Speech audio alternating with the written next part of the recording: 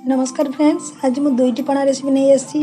जो मैंने दही छेना खाऊना मु फ्रुट्र गोटे पणा नहीं आसी, आउ गोटे दही छेना दिया पणा जो भरपूर विटामिन रही है। आप पणा संक्रांति में निश्चित तैयारी करेंगे।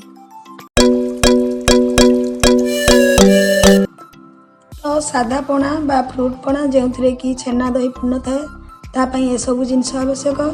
तो प्रथमे आपण हाथ को भल भाव सफा करने, तापर कदलीर चोपा को एमती छड़े देबे, ताकू छोट छोट पीस करी काटिबे, ताकू चकटिबेनी एमती पीस करिवे।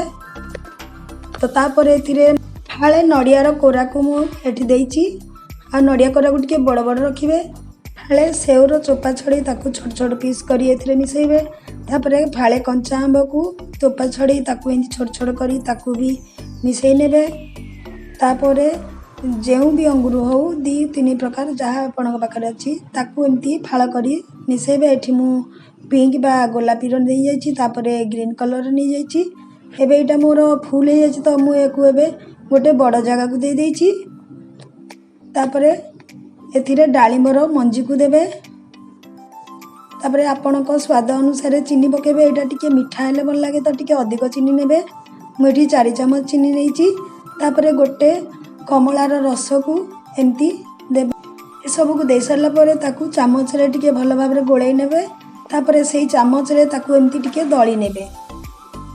तो दली देले एटा टिके बहलिया जिवो। तापर एथिरे ठंडा पानी गोटे ग्लास नल तो हाफ ग्लास दे देबे।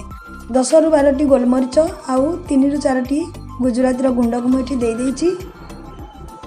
तो तापर याकू आमे मिसईदेवा भल भाव याकू आधा घंटा तापर फ्रिज रे रखिदेवे। तापर याकू सर्व करेंगे। तो आधा घंटा पर मुझे नहीं आसी। एबे मु ताकू दे दउछि सर्विंग ग्लास को। तो एबे देखंतु 2टी ग्लास रे मु दे देइछि। तापर याकू आमे सजेदेवा। तो सजेबा पई मु गोटे छेनार मिठाटी नेइछि। आपण गुलाब जामुन या जगह लड्डू भी नहीं पारिबे, बुंदी भी नहीं पारिबे।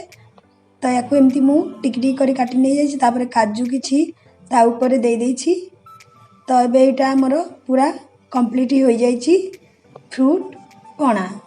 तापर आमे छेना आउ दही दिया पणा करबा। तो ता पई भी प्रथमे आपण हाथ धोई देबे भल भाव में। तापर एमती कदली चोपा छड़े ताकू एमती हाथ रे टिके दली देबे। बेसी दलिबेनी, टिके खंड खंड थिबो। तापर पूरा गोटे नडियार कोरा को मु एठी नै जाइछि। आपण चॉइस अनुसार दे परिबे।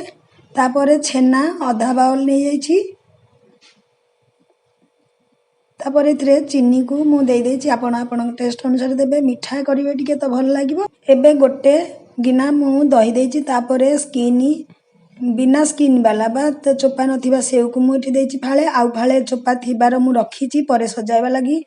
तापर एथिरे गोटे कमलार रस को मु एठी देइछि। तापर मु एठी 2टी छेना मिठा नहीं। गोटे मु एथिरे दलिकी पकेबी, आ गोटे मु ऊपर सजेबा पई रखिदेबी। तो एठी दलिकी मु बा गुंड करके मु पके देइछि। तापर गोलमरीच गुजराती गुंड को भी दे देबी। तापर एमती हाथ रे को टिके चकटी नेबे। तापर चकटी देला परे ताकू गोटे ग्लास ठंडा पानी रे पुणी आउ थरे टिके मिसई नेबे। तो देखो मुझे मिसई नहीं। तो यहाँ मोर रेडी हो जाइए। आउ जदि आप पतला करने को चाहती आउ पानी देबे, आउ चीनी भी ता संगे देबे। तो ये मु 2टी सर्विंग ग्लास नहीं आसी। तो याकू मु एबे सर्व करी। तो ये दे देइछि मु पणा को। ता ऊपर मु ग्रेटेड कोकोनट बा नडियार कोरा को टिके देइछि। तापर चोपा थिबा सेव को मु एठी सजाई देइछि ऊपर।